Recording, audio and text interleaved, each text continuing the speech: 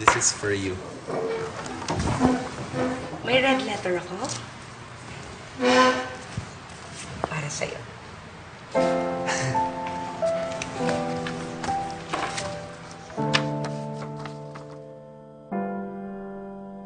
To a special teacher and friend, thank you sa lahat. I will miss you.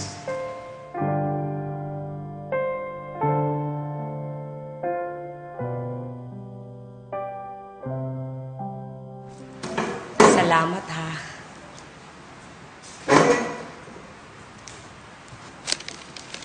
Ay!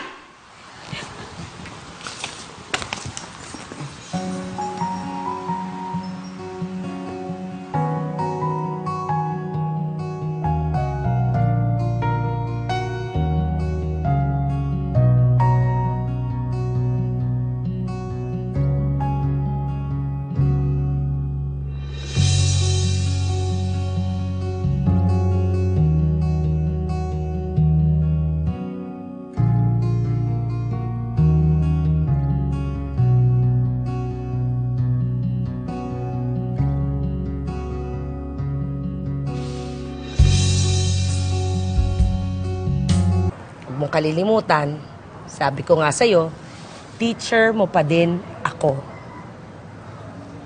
Teacher? Oo.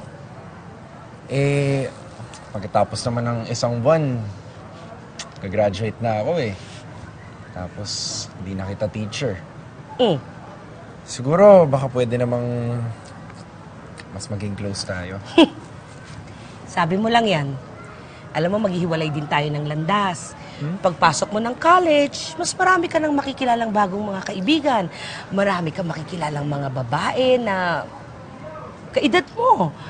Mas bata, mas maganda, mas mabait, mas sexy. Sabi mo lang yan, mag-get over mo din. Hindi. Never kitang makakalimutan. Sasama kita sa future ko. Lagi ka lang andito. Sa puso ko.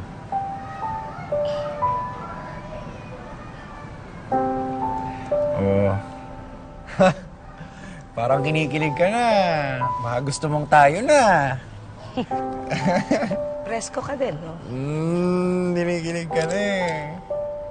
Dahil sa ipinakitang pagpupursigi ni Nestor, unti-unti namang nahulog ang loob ni Maribel sa binata, kahit alam niyang bawal ito. Para makaiwas sa panghuhusga ng ibang guro sa kanilang eskwelahan, hinintay ni Maribel na makagraduate si Nestor bago niya tuluyang ihayag ang kanyang pagmamahal para dito. Ano? Napag-isipan mo na ba? Tayo na ba? Oo, tayo na. Oh my gosh. Nasabi ko. My mind wants to say no, pero puso pa rin eh. Puso talaga. So I guess, tayo na talaga. Talaga? Talaga? Ay, ingay. Ingay taon, dyan na gulang mo.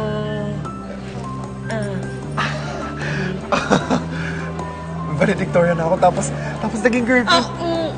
Girlfriend pa kita. Congratulations! Congratulations! Congratulations! Congrats sa akin. Congrats!